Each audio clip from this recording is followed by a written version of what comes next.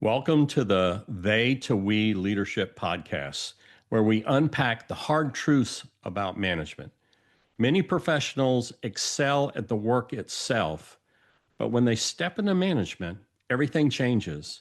Each episode, we explore why so many struggle with that shift and how reconnecting with your people, your purpose, and your identity as a manager can make all the difference.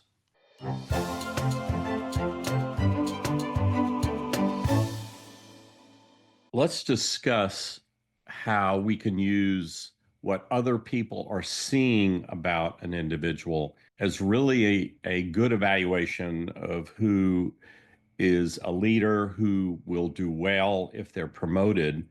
And I want to remind you as we go through this that we train law enforcement personnel to be very skilled at reading people and interpreting not just their actions, but their attitudes. And we have trained them to do that. They're very skilled at the ability to read people.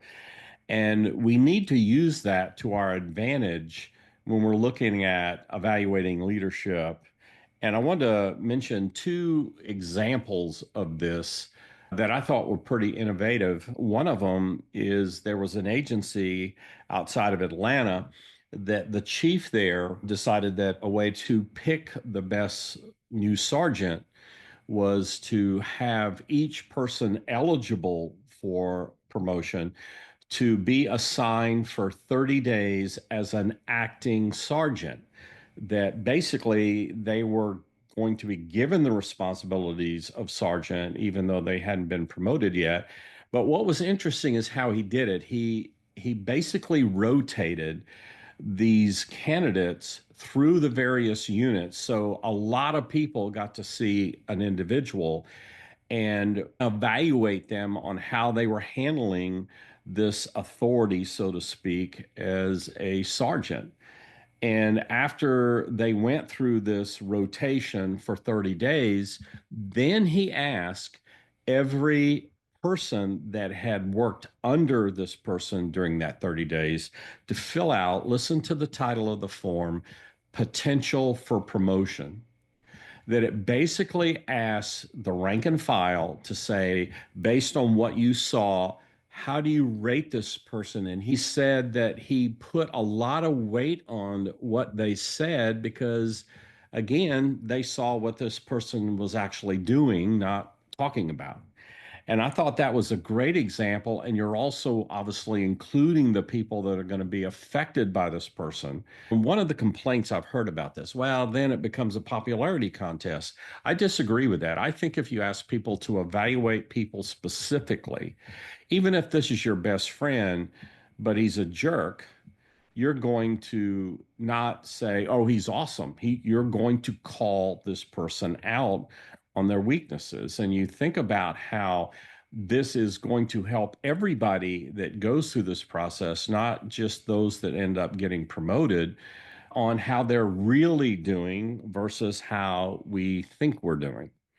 And most promotional exams, and I just want to throw this out, most promotional systems test a person's ability to go through the promotional process, not their ability to lead.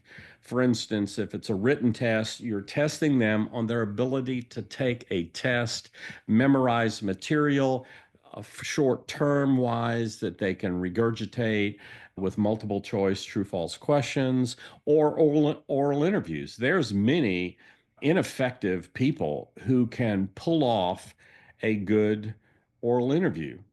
And especially if you use an outside assessors, they don't know the real person.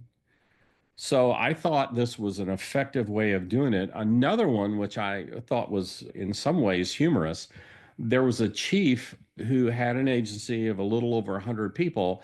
He was looking at promotion, and all these complicated promotional processes were very expensive. And he's going, this is crazy. So he did something which I thought was pretty, like I say, comical.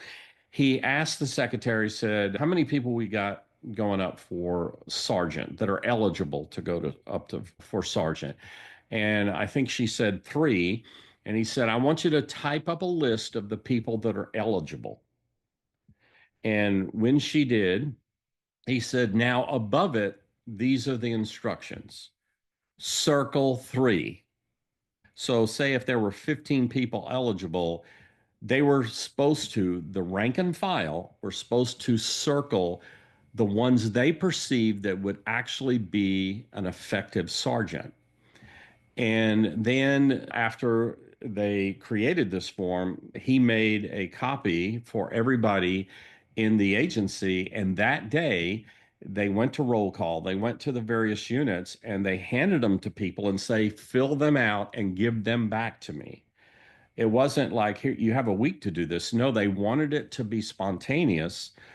And so at the end of the day or two, they had everybody's evaluation of the three best candidates for sergeant instead of paying for some expensive in basket, bringing in outside assessors. And I asked how it went. He said the best candidates were selected because we asked the people that know them the best. Because leadership is who you are as a person, integrity, character, communication. And who knows that? Everybody has to work with these people every day.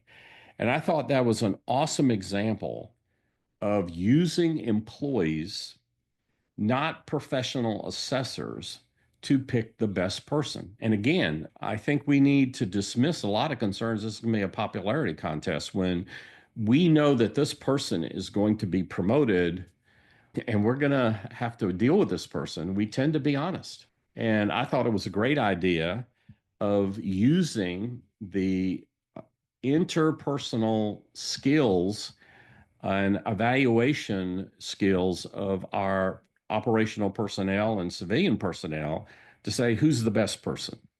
Who's the best person for this? Thanks for joining us on the They to We Leadership podcast. If today's episode helped you think differently about management, take a moment to reflect and then apply it.